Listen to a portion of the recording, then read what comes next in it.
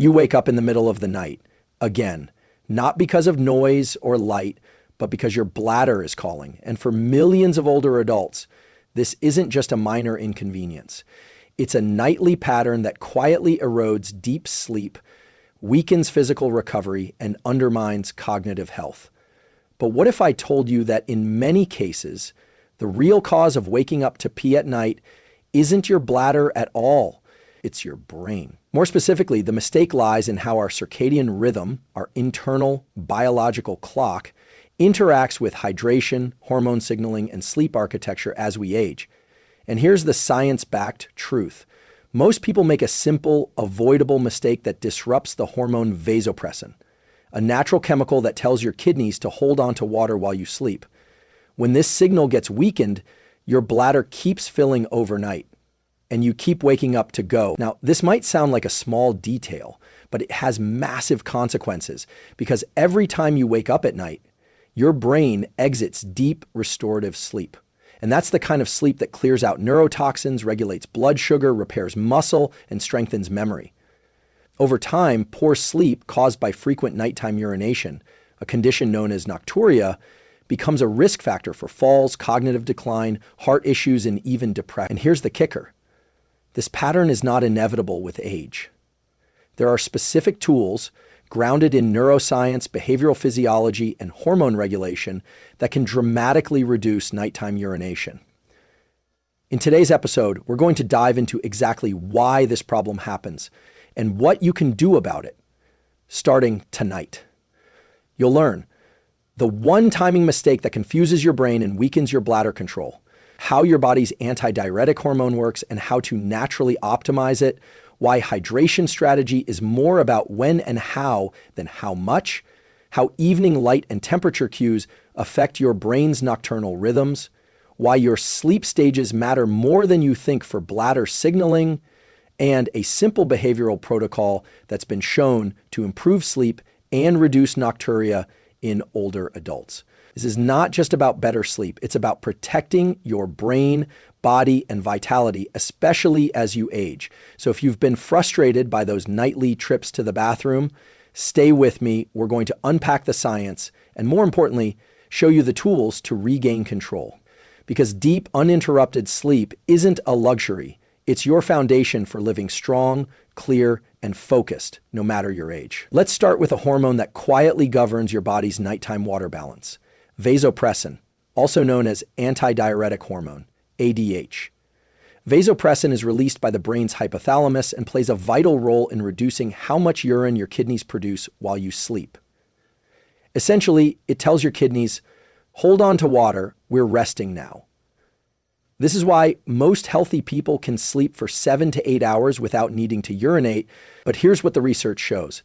As we age, the timing and strength of vasopressin release becomes disrupted, particularly at night. And this misalignment is one of the primary drivers of nocturia, the need to wake up and urinate during the night, especially among adults over 60. One landmark study published in the Journal of Clinical Endocrinology and Metabolism 2003 showed that older adults have significantly reduced nocturnal vasopressin secretion, which leads to more dilute urine being produced overnight, meaning the bladder fills more rapidly, even during sleep. But why does this disruption happen? The answer lies in your circadian rhythm, your body's internal 24-hour clock, which governs hormone release, body temperature, digestion, and sleep cycles. Vasopressin is one of the many hormones that follows this daily rhythm. At night, as melatonin rises and body temperature drops, vasopressin should naturally increase. But here's the problem. Certain lifestyle behaviors can blunt this rhythm, including late night light exposure, especially blue light, irregular sleep and wake times, chronic dehydration or mistimed fluid intake, evening stress or elevated cortisol. All of these signals confuse the hypothalamus, causing it to release less vasopressin at night, even if you're asleep. As a result, your kidneys produce more urine, your bladder fills faster, and you're more likely to wake up. Here's a simple analogy. Think of vasopressin like a night shift manager for your kidneys. Its job is to keep things quiet and efficient so your body can focus on rest and repair. But if the manager doesn't show up or arrives late because your behaviors told your brain it's still daytime, then the night shift goes haywire. Your kidneys keep working and your sleep gets interrupted.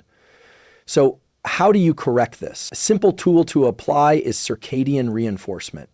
Aim to get 10 to 15 minutes of natural sunlight within 1 hour of waking. This helps anchor your brain's master clock, the suprachiasmatic nucleus, and indirectly improves hormone timing at night. Avoid bright, blue-enriched light for 2 to 3 hours before bed, especially from phones, TVs, and overhead LEDs. Even small amounts of blue light suppress melatonin and delay vasopressin release. Stick to a consistent sleep and wake time. Even on weekends, your hypothalamus relies on rhythm, not randomness, to know when to initiate hormonal changes. Have you noticed how your nighttime bathroom trips increase when you've had a few nights of poor or irregular sleep? That's not a coincidence. It's your circadian system being thrown off, which weakens the brain's signal to hold on to water. The good news is this: your vasopressin rhythm can be retrained. It's not about taking a pill. It's about tuning your behaviors to signal it's time to rest to your brain. And when you do, your body starts conserving water during sleep again, reducing those frustrating nighttime wake-ups. Now, we'll explore a common mistake almost everyone makes that worsens this hormonal imbalance, and how changing when you hydrate can make a dramatic difference. Let's get something clear right away. Hydration is essential. Your brain is over 70% water. Your muscles, blood volume, even the way your neurons fire, all depend on staying well hydrated. But when it comes to sleep, and especially nocturia, hydration isn't just about how much you drink. It's about when you drink. And here's what the research shows. For older adults, late evening fluid intake is one of the strongest predictors of waking up to urinate at night. And the solution isn't to drink less overall, but to drink strategically. One study published in Sleep Medicine Reviews 2014 found that adults who consumed the bulk of their fluids earlier in the day, particularly before 5:00 p.m., experienced significantly fewer nighttime awakenings. Conversely, those who continued sipping water, tea, or other beverages into the late evening saw higher rates of nocturia, even when total fluid intake was the same. So why does timing matter so much? It has to do with the kidney's filtration cycle and the lag time between drinking and urinating. Your body doesn't process fluids instantly. In healthy individuals, it can take up to 2 to 4 hours for fluids to pass through your system. So if you're drinking a full glass of water at 8:30 p.m. or sipping herbal tea at 9:00 p.m., that liquid may start filling your bladder around 11:00 p.m., right when your body is trying to enter its deepest, most restorative sleep. And remember vasopressin from earlier? If your brain isn't producing enough of it at night, which is common in older adults, then your kidneys don't get the signal to slow down urine production. So that late beverage becomes a bladder-filling trigger at precisely the worst time. Here's a tool I often recommend, especially for those over 50, the hydration front-loading protocol.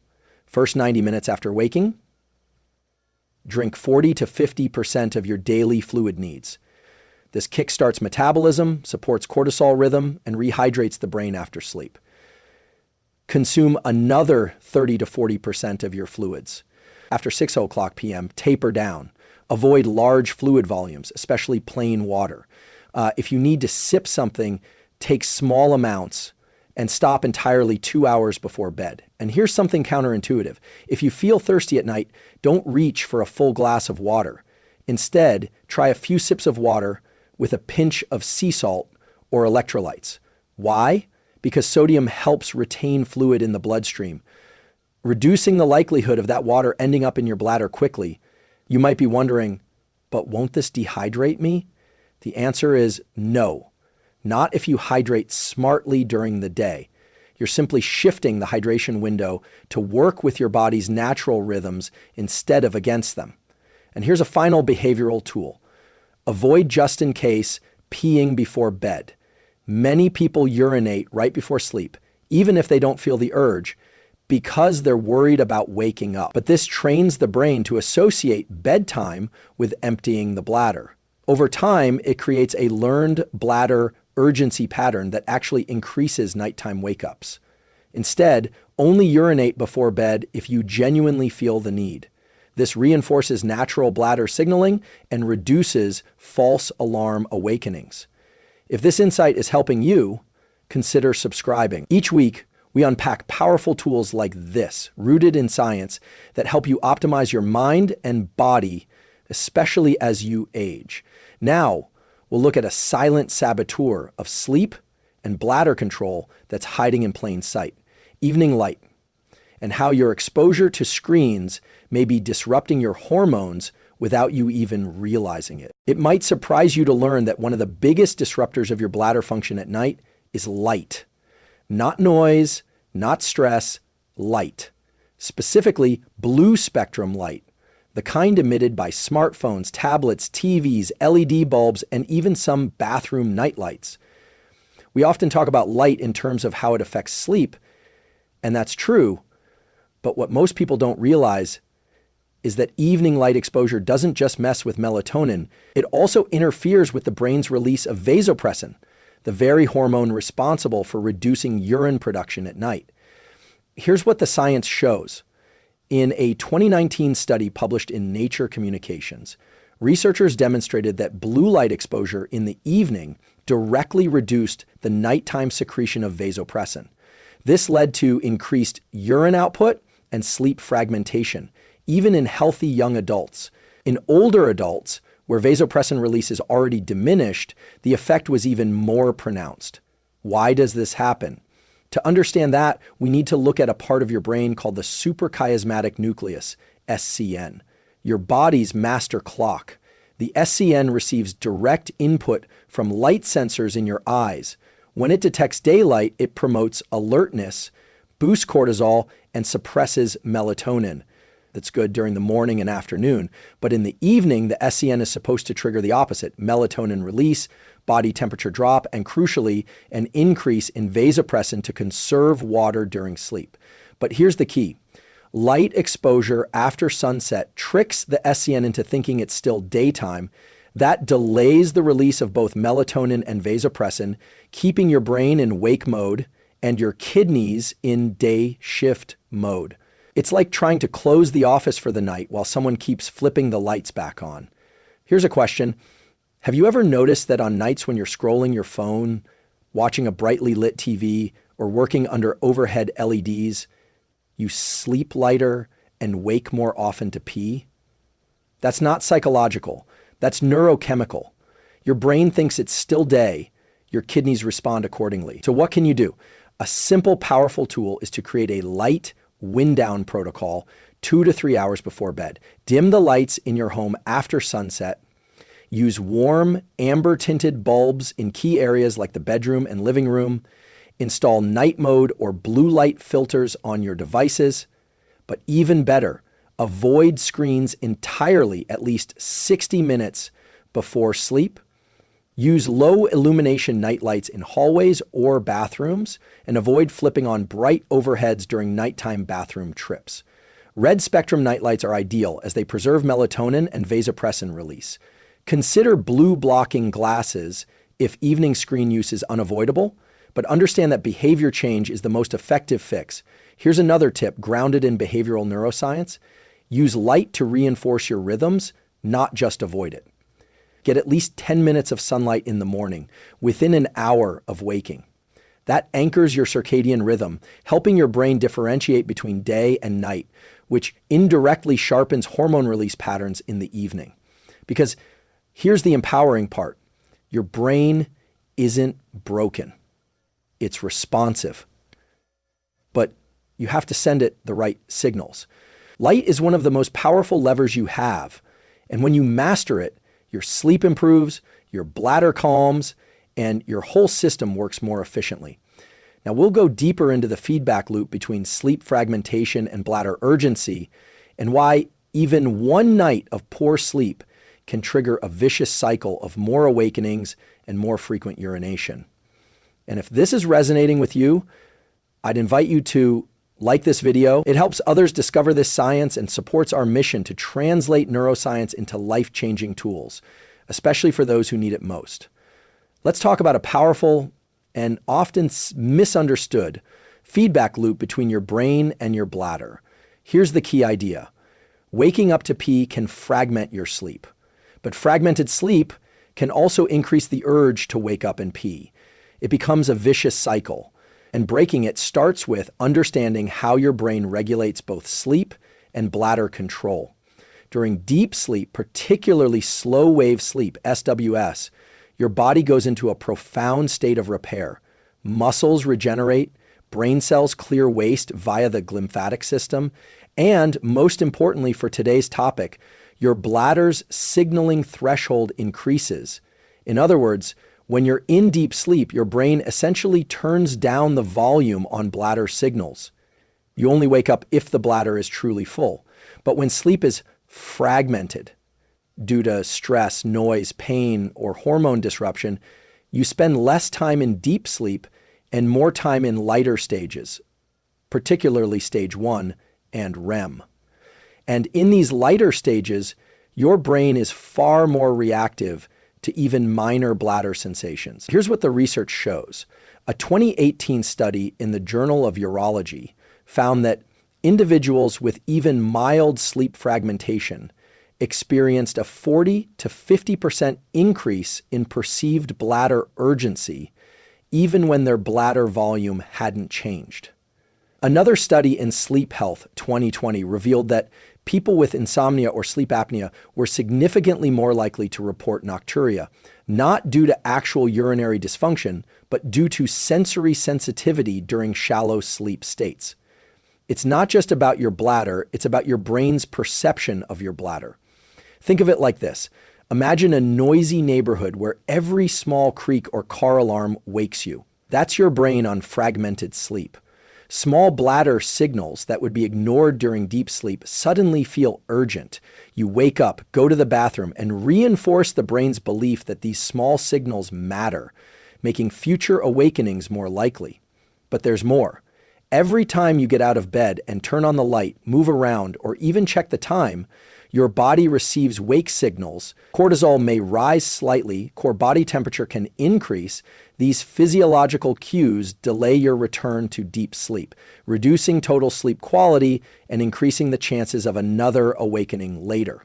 So, what's the tool here? It starts with creating a protective nighttime environment to support deeper, uninterrupted sleep. Keep your bedroom dark, quiet, and cool. Ideally 60 to 67 DGF or 16 to 19 DGC. Use white or pink noise to mask environmental sounds that could cause arousals. Install blackout curtains or use an eye mask to prevent early morning light from waking you prematurely. Avoid checking the clock if you wake up. This triggers mental engagement and stress arousal. Instead, return to bed and use a calming technique such as slow nasal breathing or a body scan. One more tool from the behavioral neuroscience playbook.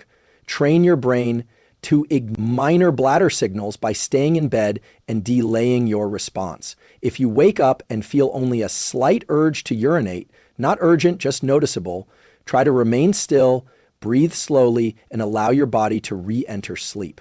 Over time, this retrains your nervous system to tolerate normal overnight bladder filling without triggering wakefulness. This isn't about ignoring real needs. It's about recalibrating your perception so your brain doesn't overreact to small cues. If this speech has helped clarify what's happening behind your nighttime wake-ups, I invite you to subscribe. We dive deep into science like this every week to give you tools that truly work, not just hacks, but real, research-backed protocols for stronger health and better performance.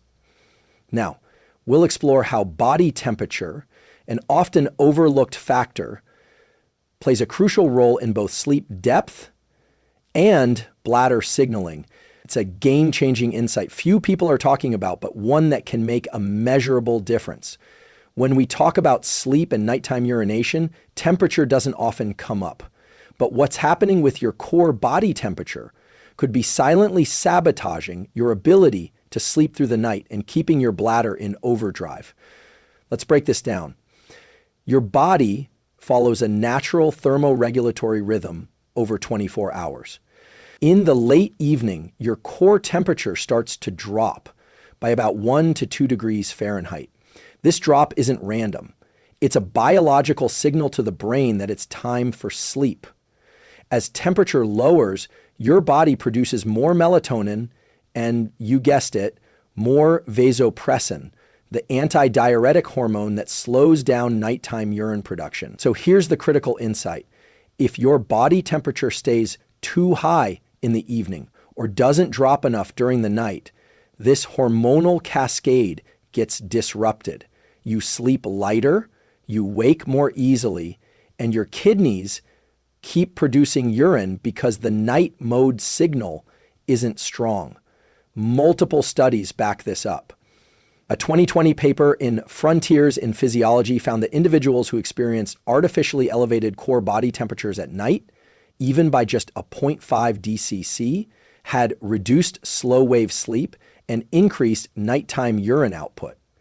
Another study from Chronobiology International showed that older adults tend to have a blunted evening temperature drop, which contributes to poor sleep and more frequent nocturia. Here's why this matters even more as you age. As we get older, our ability to regulate temperature becomes less precise. Blood vessels don't dilate as effectively, and thermosensitive neurons in the hypothalamus, the brain's internal thermostat, may respond less dynamically.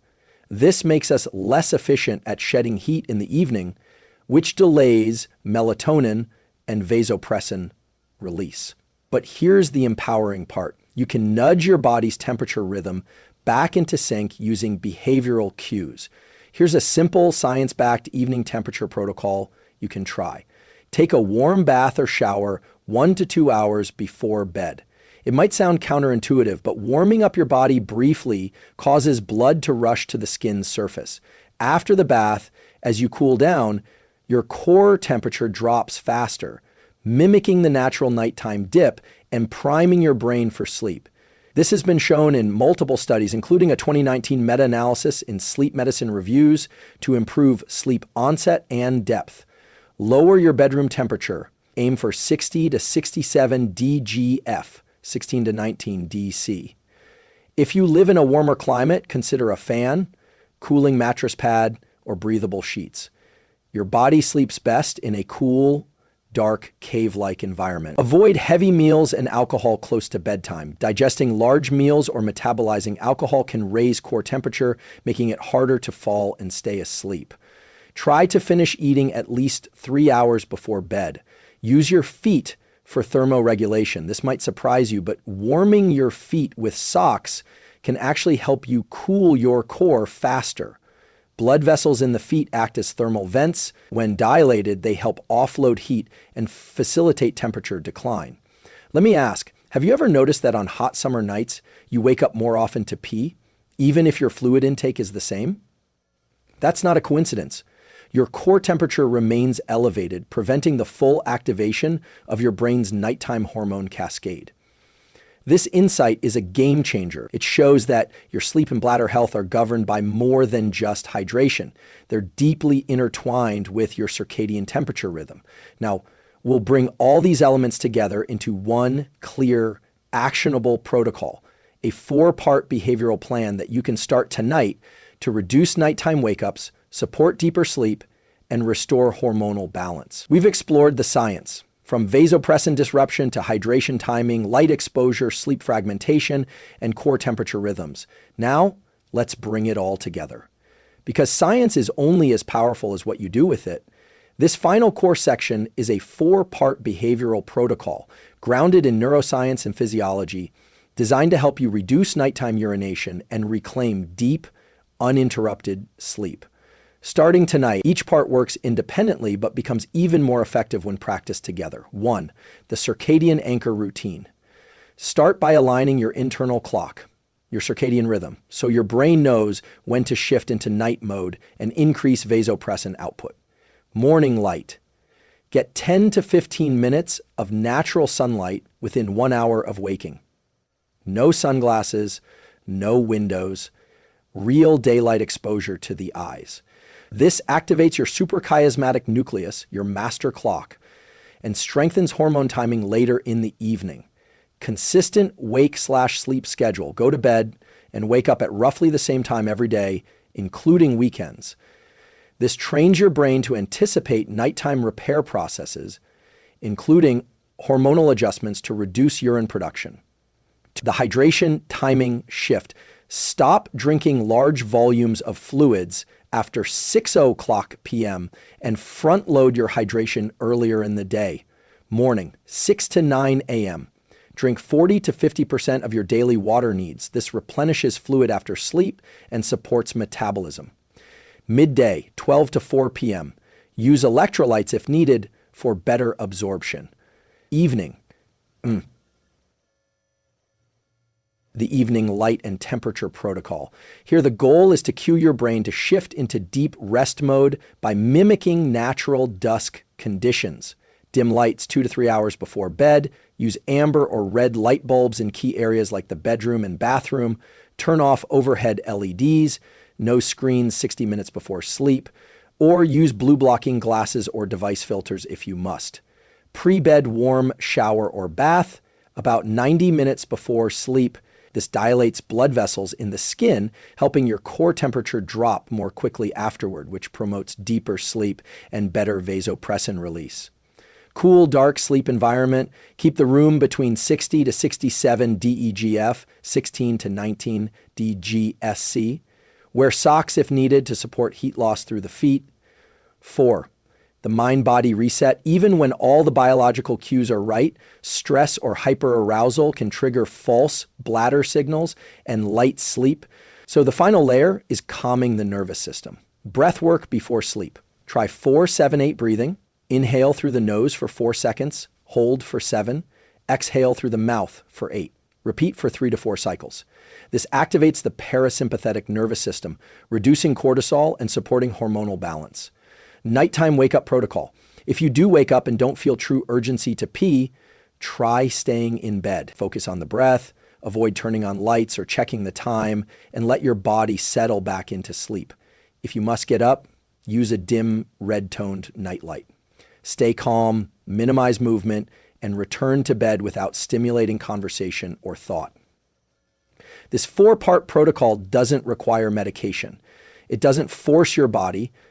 It resets it by giving your brain and hormones the cues they need to return to their natural nighttime rhythm over time, sometimes in as little as 7 to 10 days. You'll notice the changes. Fewer nighttime wake-ups, deeper, more refreshing, sleep-sharper thinking, and better energy during the day. A sense of mastery over something that once felt inevitable. You're not broken.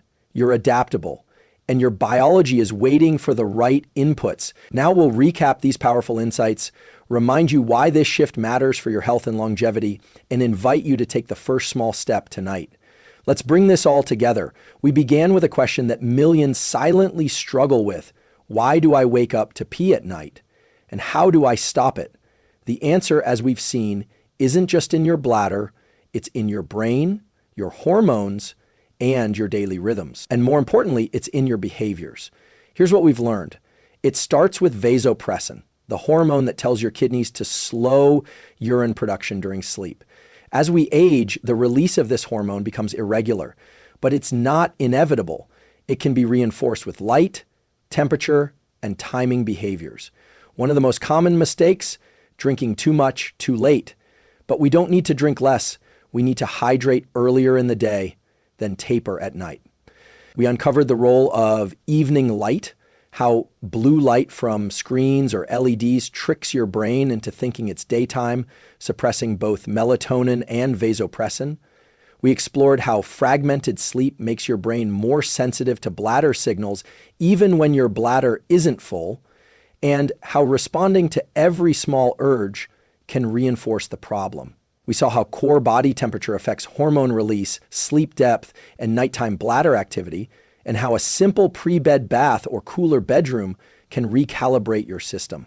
And finally, we introduced a 4-part protocol: light, hydration, temperature, and nervous system regulation to give your body back its natural rhythm and your brain the tools to restore deep, undisturbed sleep. This matters because poor sleep isn't just about being tired. It affects your memory, your immune system, your mood, your balance, even your lifespan. Nocturia, waking to urinate, is one of the top causes of falls in older adults. But even beyond safety, it erodes the quality of your nights and the clarity of your days. The shift doesn't happen all at once, but it can begin tonight. So here's your challenge.